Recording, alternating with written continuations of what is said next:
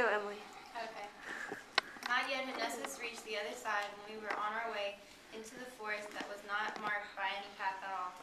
No green leaves, but rather black in color, no smooth branches, but twisted and entangled, no fruit, but thorns of poison bloomed instead. No thick, rough, scrubby home like this exists, not even between Cincinnati and Corneto. For those wild beasts that ate the run of farmlands, here the repulsive harpies twine their nests, who drove the Trojans from the Strophades with filthy forecasts for their close disaster.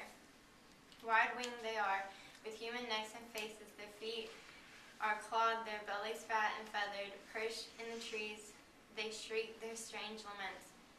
Before we go any farther, my guide began, "Remember, you are in the second round and shall be till we reach the dreadful sand. Now look around you and carefully see with your own eyes what I will not describe, for if I did, you wouldn't believe my words." Around me wails of grief were echoing, and I saw no one there to make those sounds. Bewildered by all this, I had to stop. I think perhaps he thought I might be thinking that all the voices coming from those stumps belonged to people hiding there from us. And so my teacher said, "If you break off a little branch of any of these plants, what you are thinking now will break off too." Then slowly raising up my hand a bit, I snapped the teeny branch of a great thorn bush, and its trunk cried, "Why are you tearing me?" And when his blood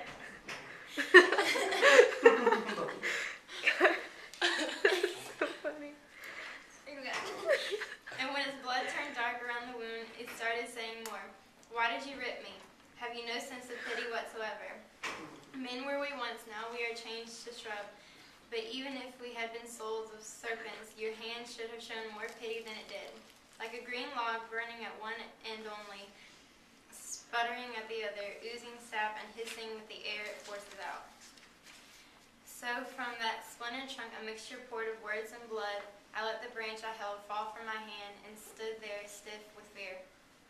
O wounded soul," my sage replied to him, "if he had only let himself believe what he had read in verses I once wrote, he never would have raised his hand against you, but the truth itself was so incredible, I urged him on to do the thing that grieves me.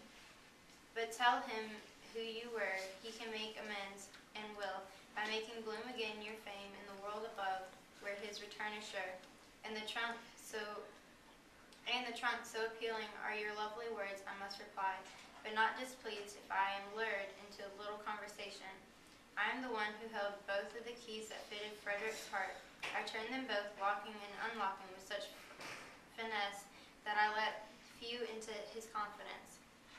I was so faithful to my glorious officer, I lost not only sleep, but life itself.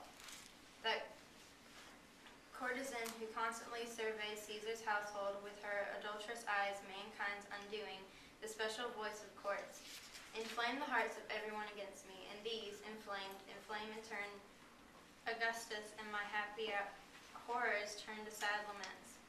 My mind moved by scornful satisfaction, believing death would free me from all scorn, made me unjust to me, who was all just. But these strange roots of my own tree I swear to you, that never once did I break faith with my Lord, who was so worthy of all honor. If one of you should go back to the world, restore the memory of me, who here remain, cut down by the blow that envy gave. My poet paused a while, then said to me, "Since he is silent now, don't lose your chance. Ask him if there is more you wish to know." "Why don't you keep on questioning?" I said, "and ask him for my part what I would ask, for I cannot. Such pity chokes my heart." He began again, "That this man many fulfilled generously what your words cry out for. Imprisoned soul, may it please you to continue by telling us just how a soul gets bound into these knots, and tell us, if you know, whether any soul might someday leave his branches." At that the trunk breathed heavily, and then the breath changed to a voice that spoke these words. "Your question will be answered very briefly. The moment that the violent souls depart the body, it has torn itself away from my nose, sends it down to the seventh hole. It drops to the wood, not in a place loaded, but anywhere that fortune tosses it. There, like a grain of spelt, it germinates, soon springing into a sapling, then a wild tree. At last the harpies, feasting on its leaves, create its pain, and for the pain an outlet. Like the rest, we shall return to claim our bodies, but never again to wear them. Wrong it is for a man to have again what he once cast off. We shall drive them here, and all along the mournful forest our bodies shall hang forevermore, each one on a thorn of its own alien shade. We were standing still, attentive to the trunk, thinking perhaps it might have more to say, when we were startled by a rushing sound, such as the hunter hears from where he stands, first the boar, then all the chasing approaching, the crash of hunting dogs and branches smashing. Then to the left of us appeared Is it your two shapes. what one? Yeah. Hang on a second. You want me to turn? Yeah, you're distracting everybody from listening. I think because of the. No, not baby. What? What's going on? Sorry, I keep hearing laughing. It's not funny. Oh, we're just looking at the It's a slideshow. Okay. But the slideshow goes with what you're doing. Yes. Okay. All right. Then to the left of us appeared two shapes, naked and gashed, fleeing with such rough speed they tore away with them the bush's branches. The one ahead, "Come on, come quickly, death." The other, who could not keep up the pace, screamed, "Lano, your legs were not so nimble when you jousted in the tournament of Topo." And then, from lack of breath, perhaps he slipped into a bush and wrapped himself in thorns. Behind these two, the wood was overrun by packs of black bitches, ravenous and ready like hunting dogs just broken from their chains. They sank their fangs in that poor wretch who hid. They ripped him open piece by piece, and then ran off with mouthfuls of his wretched limbs. Quickly my escort took me by the hand and led me over to the bush that wept its vain laments from every bleeding sore. "Oh, Guy como Giacomo. de Sant," Henriette said, "what good was it for you to hide in me? What fault have I, if you led an evil life?" My master, standing over it, inquired, "Who were you once, that now through many wounds breathes a grieving sermon with your blood?"